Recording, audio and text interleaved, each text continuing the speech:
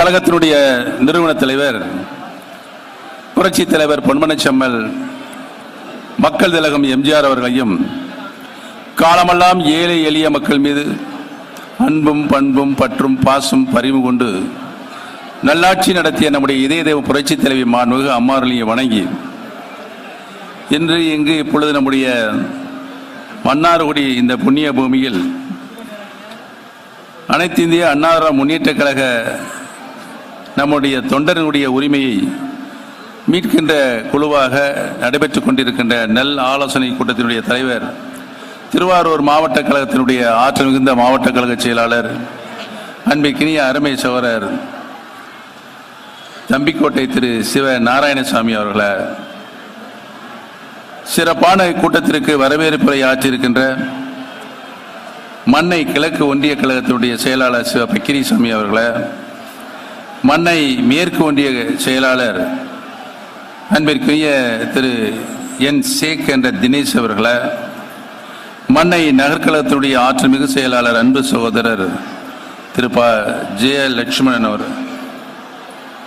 லட்சுமணன் அவர்களை, முன்னிலை பொறுப்பினை ஏற்று கூட்டத்திற்கு நல்லதொரு சிறப்பான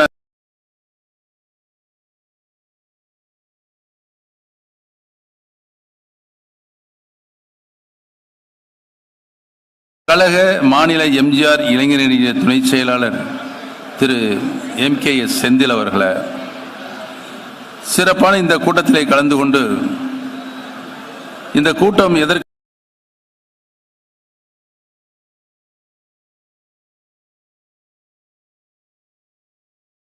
தலைவர் எம்ஜிஆர் அவர்களும் புரட்சி தலைவி மாண்புமிகு அம்மா அவர்களும் கழகத்துக்கு ஆற்றிய பணிகள் என்னென்ன, தியாகங்கள் என்னென்ன என்பதையெல்லாம் இங்கு சிறப்புரையாக தந்திருக்கின்ற தலைமை கழகத்தினுடைய நிர்வாகிகளாக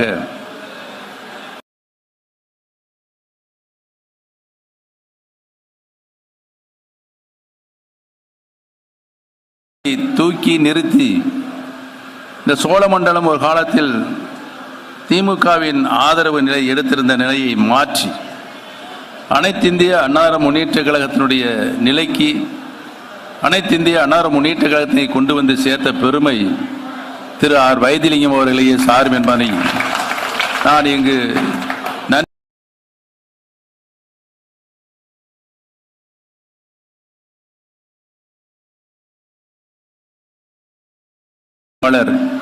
சட்டப்பேரவை உறுப்பினர் அன்பிற்குரிய திரு ஆர் வைத்திலிங்கம் அவர்களை, எனக்கு முன்னாலே நல்ல பல கருத்துக்களை சட்ட வல்லுநராக இருந்து இங்கே சிறப்புரையாக தந்திருக்கின்ற சட்டப்பேரவை உறுப்பினர் அன்பிற்கினிய அருமை சகோதரர் திரு PH பாண்டியன், டாக்டர் திரு PH மனோஜ் பாண்டியன் அவர்களை இந்த சிறப்பான கூட்டத்தில் கலந்து கொண்டு உங்களிடையே நகைச்சுவையாக பேசி அமர்ந்திருக்கின்ற கழக கொள்கை உறுப்பு செயலாளர் அன்பிற்கினிய அருமை சகோதரர் திரு புகழேந்தி அவர்களை, கூட்டத்திற்கு வருகை புரிந்து எங்களுக்கெல்லாம் வழிவிட்டு கூட்டத்தை சிறப்பாக முன்னின்று நடத்தி கொண்டிருக்கின்ற முன்னாள் அமைச்சர், கழக அமைப்பு செயலாளர், திருச்சி மாவட்ட கழகத்தினுடைய ஆற்றல்மிகு செயலாளர் அன்பிற்கினி அருமை அண்ணன் திரு வெல்லமண்டி நடராஜன் அவர்களை, வருகை புரிந்திருக்கின்ற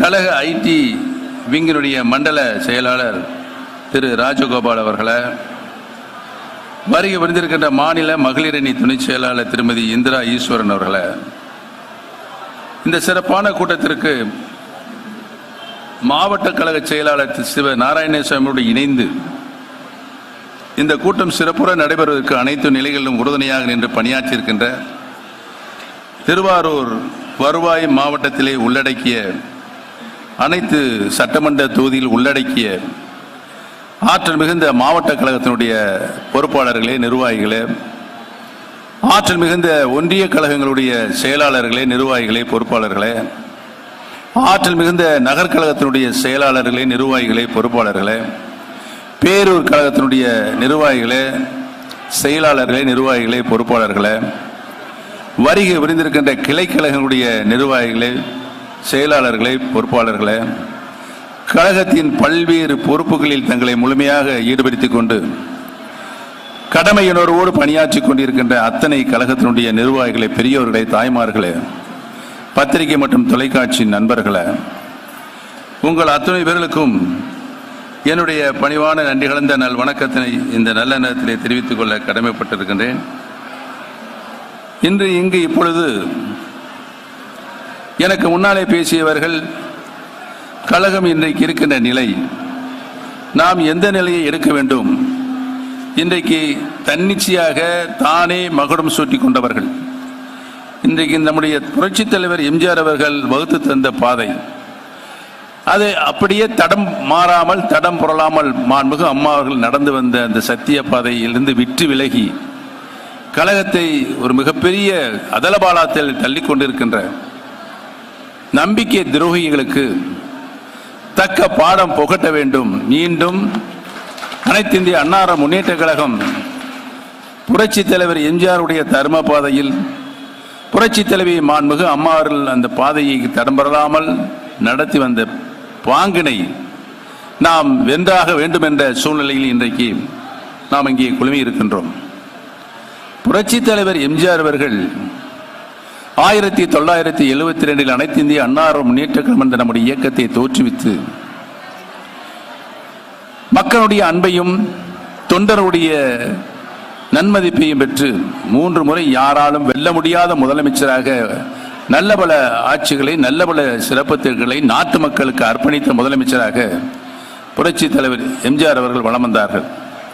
புரட்சி தலைவருக்கு பின்னால் இதேதையும் டாக்டர் புரட்சி தலைவி மாண்புமிகு அம்மா அவர்களும் 16 ஆண்டு காலம் கழகத்தினுடைய அன்பை பெற்று ஆதரவை பெற்று தமிழக மக்களுடைய அன்பையும் ஆதரவையும் பெருத்த ஆதரவையும் பெற்று 16 ஆண்டு காலம் தமிழகத்தினுடைய முதலமைச்சராக நல்ல பல திட்டங்களை நாட்டு மக்களுக்கு அர்ப்பணித்த முதலமைச்சராக அந்த திட்டம் தொலைநோக்கு பார்வையுடைய திட்டமாக, தொலைநோக்கு பார்வையுடைய திட்டம் என்று சொன்னால் அந்த திட்டத்தினுடைய பலன் இன்றைக்கு வாழுகின்ற மக்களும் பெற வேண்டும், எதிர்காலத்தில் 50-100 ஆண்டுகளுக்கு பின்னாலே வருகின்ற நம்முடைய மக்களும் பெற வேண்டும் என்று பல்வேறு சிறப்பு திட்டங்களை நாட்டு மக்களுக்கு அர்ப்பணித்தார்கள்.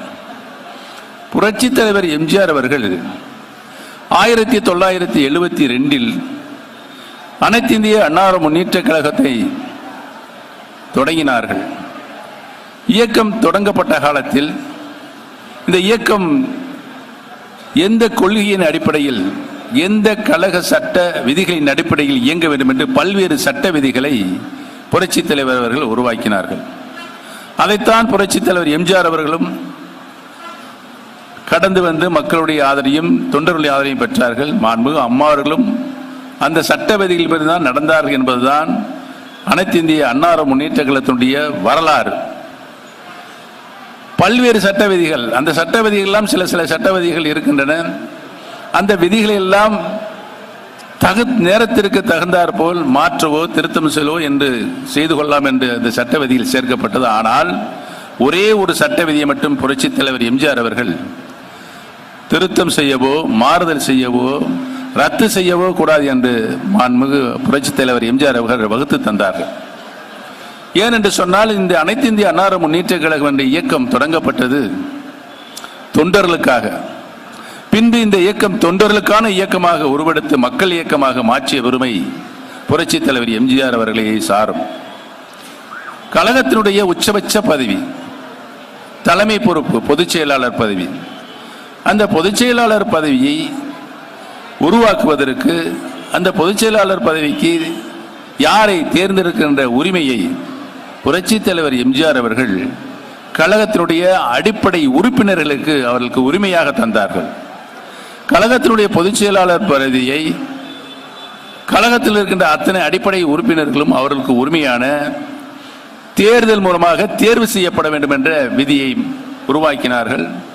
மற்ற விதிகளெல்லாம் காலத்திற்கு தகுந்தால் மாற்றிக்கொள்ளலாம். ஆனால் ஒரே ஒரு விதியை இந்த புரட்சி தலைவர் எம்ஜிஆர் அவர்கள் தொண்டர்களுக்கு தந்த உரிமை, கழகத்தினுடைய பொதுச் செயலாளரை தேர்ந்தெடுக்கின்ற தேர்தல் மூலமாக தேர்ந்தெடுக்கின்ற உரிமையை திருத்தம் செய்யவோ மாறுதல் செய்யவோ ரத்து செய்யவோ கூடாது என்று அந்த சட்ட விதியில் சேர்த்திருக்கிறார். ஆனால் திரு எடப்பாடி பழனிசாமி இன்றைக்கு அந்த விதியெல்லாம் காற்றிலே பறக்க விட்டு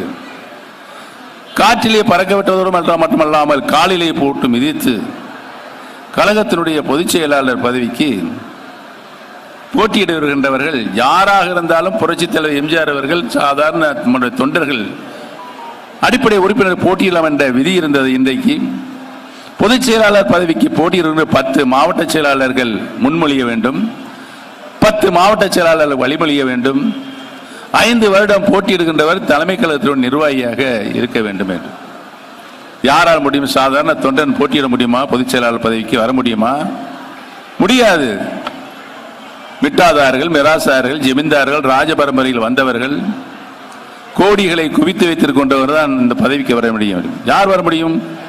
இன்றைக்கு இருக்கின்ற தங்கமணி, வேலுமணி, இங்கே இருக்கின்ற நம்முடைய காமராஜ், இவர்களை போன்றவர்கள் தான் அந்த பதவிக்கு வர முடியும் என்ற ஒரு சூழலை இன்றைக்கு சுத்தி இருக்கின்ற பழனிசாமி, அவருக்கு சுத்தி இருக்கின்ற கபட வேடதாரிகள் எல்லாம் இந்த பொதுச் செயலாளர் போட்டியிடுவதற்கு இத்தனை தகுதிகளையும் பெற்றிருக்க வேண்டும் என்று அவர்கள் புரட்சித் தலைவர்களுக்கு விதிக்கு மாறாக, புரட்சித் தலைவர் அம்மா அவர்கள் கடைபிடிக்கப்பட்ட விதிக்கு மாறாக இன்றைக்கு அதை திருத்தம் செய்து ரத்து செய்திருக்க என்று சொன்னால் இவர்களை நாடு மன்னிக்குமா?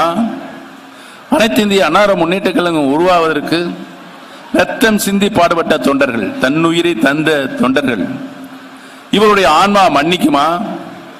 50 ஆண்டு காலம் இந்த இயக்கத்தை மிகப்பெரிய இயக்கமாக புரட்சி தலைவர் எம்ஜிஆர் அவர்கள் மறைகின்ற பொழுது 16 லட்சம் உறுப்பினர்கள் கொண்ட இந்த இயக்கத்தை புரட்சி தலைவி மாண்புமிகு அம்மா அவர்கள் 30 ஆண்டு காலம் கழகத்தினுடைய பொதுச் செயலராக பொறுப்பேற்று நம்முடைய இயக்கத்திற்கு வந்த வேதனைகள், சோதனைகள், அம்மா அவர்கள் மீது போடப்பட்ட பொய் வழக்குகள், எப்படியாவது அனைத்து இந்திய அன்னார முன்னேற்ற கழகத்தை அழித்து விடலாம் என்று திமுகவும் சேர்ந்த அவர்கள் கூட்டாளிகளும் சேர்ந்து செய்த சதிவேகள், இவைகளால் மாண்புமிகு அம்மா அவர்கள் தன்னந்தனியாக நின்று எதிர்கொண்டு சவாலாக ஏற்று தியாக வாழ்க்கையை மேற்கொண்டு நம்முடைய இயக்கத்தை 1.5 கோடிக்கு மேற்பட்ட தூய தொண்டர்களை கொண்ட எந்த கும்பனாலும் வந்தாலும் அசைக்க முடியாத எஃகுக்கோட்டையாக மாண்புமிகு அம்மா உருவாக்கி தந்திருக்கிறார்கள்.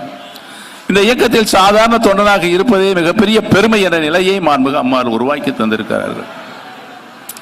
இப்படிப்பட்ட இயக்கத்தை மாண்புமிகு அம்மாவுடைய மறைவுக்கு பின்னால் புரட்சித் தலைவரை போல, மாண்புமிகு அம்மாவை போல இந்த இயக்கத்தை வழிநடத்தி செல்ல வேண்டும், தொண்டர்களை அரவணைத்து செல்ல வேண்டும்.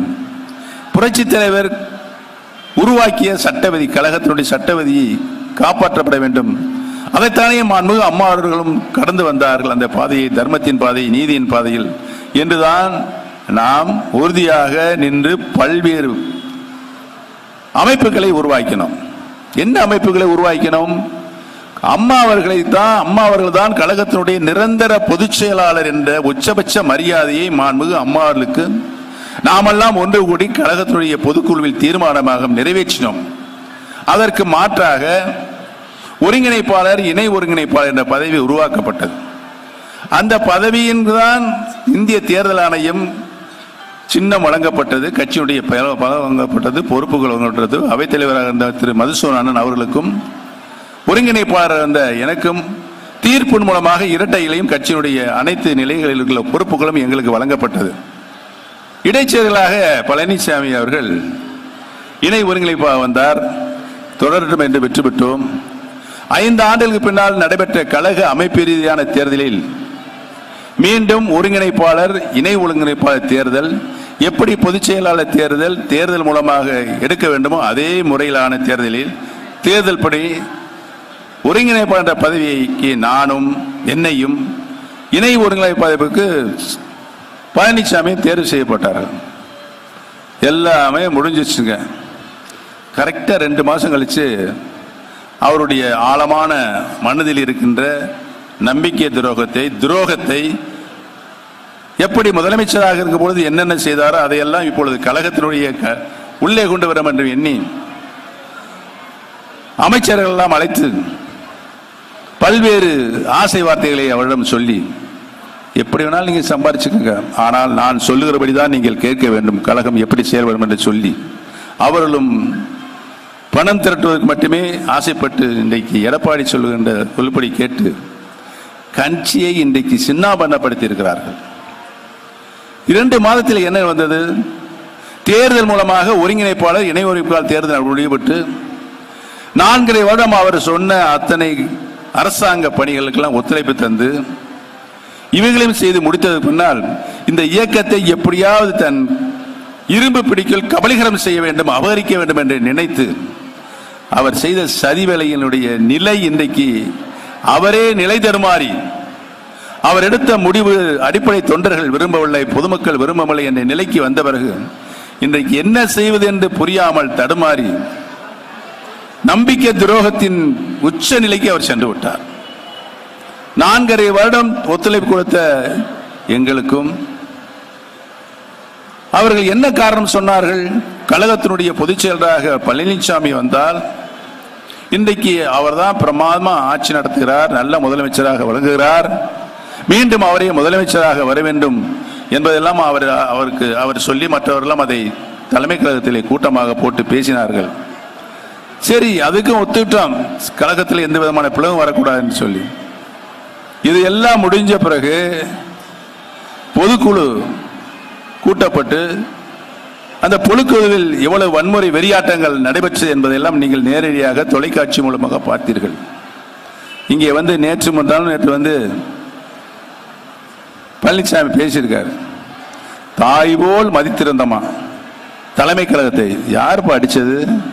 நாங்களே அடிச்சோம். நீ பொய்யான பொதுக்குழுவை அங்கே கூட்டியிருந்த, என்னுடைய அனுமதி இல்லாமல், ஒருங்கிணைப்பாளர் அனுமதியும் இல்லாமல், அவருடைய அழைப்பதில் இல்லாமல் கூட்டப்பட்ட பொதுக்குழுவுக்கு நாங்கள் செல்லவில்லை, செல்ல முடியாது என்று சொல்லி நாங்கள் அமைதியாக தலைமை கழகத்தில் போய் உட்கார்ந்துக்கலாம், அங்கே போய் தலைமை கழகம் போயிடலான்ட்டு வேனில் போயிட்டு இருக்கோம். தலைமை கழகத்திற்கு இந்தியா பேங்க் 1 கிலோமீட்டர் தூரம். நாங்கள் அந்த இந்தியா பேங்க் முகப்பில் போய் அந்த டேர்னிங்கில் திரும்பும் போது குண்டர்களும் ரவுடிகளும் கிட்டத்தட்ட ஒரு 400-500 பேர் தடி, கம்பு, செங்கல், மண் எல்லாத்தையும் கொண்டு எங்கள் வேன் மேலே எரிஞ்சாங்க. என்னடா இது புதுசாக இருக்கு அப்படி நிராயுதா பண்ணி நாங்கள் போயிட்டு இருக்கோம். எதுவுமே இல்லை எங்கிட்ட. தாக்குதல் நடத்தினார்கள். 8 மாவட்ட கலை செயலாளர்கள் பொதுக்குழு என்று சொல்லுகிற அந்த பொதுக்குழுக்கள் போய் அங்கே கலந்து கொள்ளாமல் தலைமை கழகத்தில் அதை வெளியில் பூட்டி வெளியே கிட்டத்தட்ட ஒரு 500 ரவுடிகளை குவித்துக் கொண்டு உட்கார்ந்திருக்கிறீர்கள். இவைகளெல்லாம் யார் அந்த வன்முறை வெறியாட்டத்தை நிகழ்த்தியது என்பது காவல்துறையுடைய சிசிடிவியில் இருக்கு. நீங்களே உள்ளே நுழைந்து எல்லாத்தையும் செஞ்சு முடிஞ்ச பிறகு நாங்கள் போறோம், எல்லாம் கேட்டெல்லாம் திறந்திருக்கு, தலைமை கழகம் திறந்திருக்கு, போய் பார்த்தோம். அமளி துளி அங்கே நடந்து கொண்டிருந்தது. இதுதான் அங்கே உண்மை நிலை. ஆனா பொய் பேசுவதையே பழனிசாமி வழக்கமாக கொண்டிருக்கிறார். என்ன கெட்ட நேரமோ அனைத்து இந்திய அண்ணா முன்னேற்ற கழகத்திற்கு அவர் முதலமைச்சராக வந்துவிட்டார். 2 முறை மாண்புமிகு அம்மா அவர்கள் எனக்கு என்னை முதலமைச்சராக தேர்வு செய்தார்கள். 3ஆம் முறையாக சின்னம்மா அவர்கள் தான் என்னை முதலமைச்சராக தேர்வு செய்தார்கள். 2 முறையும் மாண்புமிகு அம்மா அவர்கள் திரும்ப வந்தவுடன் அவரிடம் நான் முறைப்படியாக மரியாதையாக அவர் தந்த முதலமைச்சர் பதவியை தாமல் தட்ட வச்சு தந்துட்டேன். 3ஆம் முறையாக சின்னம்மா தான் என்னை முதலமைச்சர் தெரிவித்தார்கள். அவர்கள் கேட்டுக்கொண்டதின் பேரில் நான் அந்ததையும் ராஜினாமா செய்து விட்டேன். அதற்கு பின்னால் உங்களைத்தானே அவர் முதலமைச்சராக தேர்வு செய்தார்கள். தேர்வு செய்த முதலமைச்சரை, தேர்வு செய்த சின்னம்மா அவர்களை எந்த அளவுக்கு நீ வசப்பாடின? அவங்க உங்களுக்கு தந்துட்டு ஜெயிலுக்கு போயிட்டாங்க. என்ன பேசின? ஒரு விசுவாசம் இருக்க வேண்டாமா? என்ன பேசினாங்க சொல்லுங்க. என்ன பேசினாரு? என்ன பேசினாரு? சூரியனை பார்த்து எவ்வளவு பெரிய பதவி! இந்த முதலமைச்சர் பதவியை பழனிசாமி நான் தான் அதிகாரபூர்வமான அதிமுகவுடைய முதலமைச்சர் வேட்பாளர் என்று நீ தேர்தலில் பொது தேர்தலில் நின்று மக்களை எல்லாம் சந்தித்து நீங்கள் முதலமைச்சராக வருவதற்காக ஓட்டு போட்டால் நீங்கள் முதலமைச்சர் ஆனீர்கள். இல்லை, 2016 இதயம் டாக்டர் புரட்சி தலைவி அம்மா அவர்கள் தங்களுடைய உடல்நிலையை கூட பொருட்படுத்தாமல் நானும் அம்மா அவருக்கு பின்னாலே கூடயே போனேன். அந்த தேர்தல் பிரச்சாரத்தில் அம்மா எவ்வளவு சிரமப்பட்டு அந்த தேர்தல் பிரச்சாரத்தில் ஈடுபட்டார் என்பது எங்களுக்குத்தான் தெரியும். ஆண்ட கட்சி மீண்டும் ஆளுகின்ற உரிமையை 32 ஆண்டுகளுக்கு பின்னாலே நம்முடைய இதயம் பெற்று தந்த ஆட்சி 2016. அதனால் தான் ஓபிஎஸ் முதலமைச்சர், இபிஎஸ் முதலமைச்சர். இந்த நன்றி கூட இல்லாமல், இந்த நன்றி இல்லாமல் இந்த 4.5 ஆண்டு காலம் அம்மாவுடைய மறைவுக்கு பின்னாலே ஆட்சி நடத்திய எடப்பாடி பழனிசாமி கட்சியும் ஆட்சியும் தன் இரும்பு கருக்குள் அடக்கி கொண்டு வன்முறை வெறியாட்டத்தில் இறங்கினார். நான் கேட்கிறேன், பழனிசாமி, நீங்கள் தலைமை பொறுப்பை ஏற்ற பின்னால் நீங்கள் சொன்னீர்களே தலைமை கழகத்தில் உட்கார்ந்து ஒற்றை தலைமை பொதுச் செயலாளர் பதவி இருந்தால் கழகத்தை உருப்படியாக வெற்றி பாதைக்கு அழைத்து செல்வோம் என்று. மீண்டும் பழனிசாமி அவர்களே முதலமைச்சராக வந்தால் நல்லாட்சி தருவார்கள் என்ற நம்பிக்கை மக்களுக்கு ஏற்பட்டிருக்கிறது என்று சொன்னீர்களே, நடந்ததா? இல்லை. நீங்கள் கழகத்தினுடைய பொதுச் செயலராக பொறுப்பேற்று, போலியான பொதுச் செயலராக பொறுப்பேற்று 8 தேர்தல் நடந்தது. 8 தேர்தலின் தோல்வி.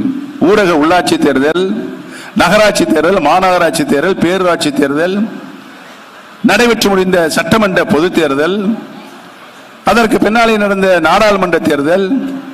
அந்த நாடாளுமன்ற தேர்தலில் 39 இடம் போட்டியிட்டு ஒன்னே கண்ணே தேனி மட்டும்தான் செய்ச்சு. 38 இடத்தில் படுதோல்வி. அந்த படுதோல்விக்கு காரணம் எடப்பாடி பழனிசாமி தான். சரி, முடிஞ்சு போச்சு. அதுக்கு பின்னாலே பொதுச் செயலராக பொறுப்பேற்றதுக்கு பின்னால் நடந்த ஈரோடு சட்டமன்ற தொகுதி இடைத்தேர்தல்.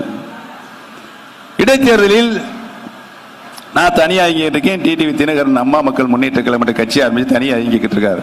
நான் ஒரு வேட்பாளர், அவர் ஒரு வேட்பாளர் போட்டு பழனிசாமி அணி ஒரு வேட்பாளர் போட்டாங்க. சின்ன யாருக்கு அப்படிங்கிற பிரச்சனை வருது.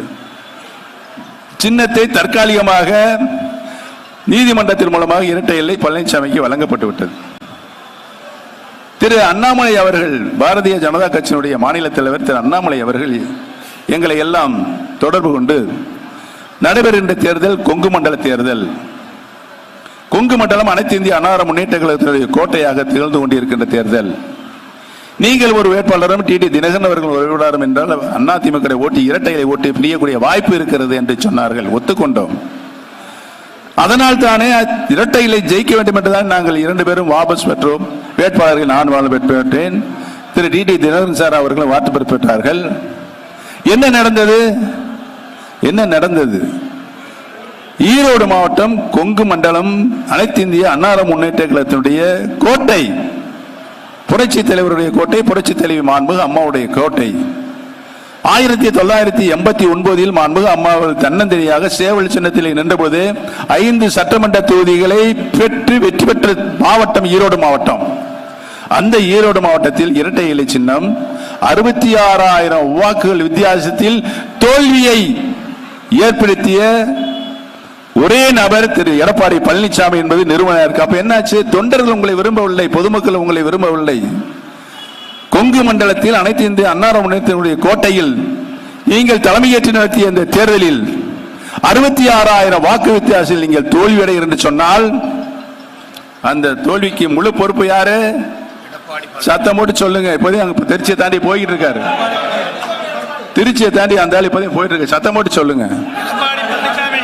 ஒன்று, இந்த இயக்கம் நன்றாக இருக்க வேண்டும் என்று சொன்னால் திரு எடப்பாடி பழனிசாமி பொதுச் செயலாளர் நிலையில் அனைத்து இந்திய அன்னார முன்னேற்ற கழகத்தை தாமாக விலகிக் கொள்ள வேண்டும்.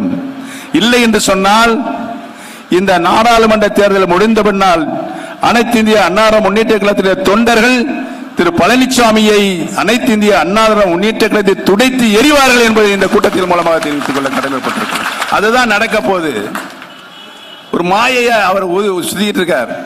தன்னிடம் இருக்கின்ற பலபலம், தன்னை சுற்றி இருக்கிற பலபலம் இங்க வந்து சவால் விட்டு இருக்கார்.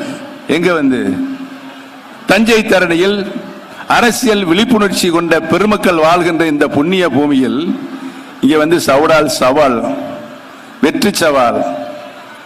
நம்புவார்களா உன்னை? ஏன் நம்ப மாட்டார்கள்? துரோகத்தின் மறுவடிவமாக இருக்கின்ற திரு எடப்பாடி பழனிசாமியை எந்த காலத்திலே நம்ப மாட்டார். பழனிசாமிக்கு உதவி செய்த அனைவருக்குமே துரோகம். ஓபிஎஸ்க்கு துரோகம், சின்னம்மாவிற்கு துரோகம். 4.5 ஆண்டு காலம் அதிமுக எந்தவித இடர்பாடும் இல்லாமல் ஆட்சி தொடர்பிற்கு இருந்த பாரதிய ஜனதா கட்சிக்கும் துரோகம். தேசிய அளவில் ஒரு கூட்டணி அமைத்து பக்கத்தில் நரேந்திர மோடி, பாரத பிரதமர் மாண்புமிகு நரேந்திர மோடி பக்கத்தில் உட்கார வச்சு அனுப்பிச்சு விடுறாரு. 4 நாள்ல என்ன ஆச்சு பழனிசாமி? நான் பாரதிய ஜனதா கட்சி கூட்டணி விலகிக்கிறேன். என்ன ஆச்சு? 4.5 வருஷம் அவங்க போய் அவங்க காலில் விழுந்துதானே ஆட்சியை காப்பாத்தினீங்க. வாரம் ஒரு முறை, மாதம் ஒரு முறை வேலுமணியும் தங்கமொழியும் கொண்டு போய் காலில் விழுந்துதானே ஆட்சியை காப்பாத்தினாங்க. அந்த நன்றி இருக்க வேண்டாமா? அந்த நன்றி இருக்க வேண்டாமா? அரசியலில் ஒரு மனிதன் தனி மனிதனாக இருந்தாலும் இயக்கத்தை நடத்தினாலும் நன்றியுணர்வோடு மக்களை அணுகுகிற முறை வேண்டும். அது பழனிசாமிக்கு இல்லை. பழனிசாமிக்கு இல்லை. அதனால நம்முடைய இயக்கம் இன்றைக்கு இந்த பாடுபட்டு கொண்டு இருக்கிறது. நீ பாரதிய ஜனதா கட்சியிலிருந்து தனியா வந்து அதிமுகவில் எத்தனை பேர் கூட்டணி இருந்தாங்க? யாராவது இன்று வரை உன்னை அணுகி உங்களை அணுகி நாங்கள் உங்களுடைய கூட்டணியில் சேர்ந்து கொள்கிறோம் என்று சொல்லி வந்திருக்கிறார்களா? இல்லை, வரமாட்டார்கள். யாருமே வரமாட்டார். தன்னந்தனியாக அந்த நாடாளுமன்ற தேர்தலில் நிற்க போகிறார்.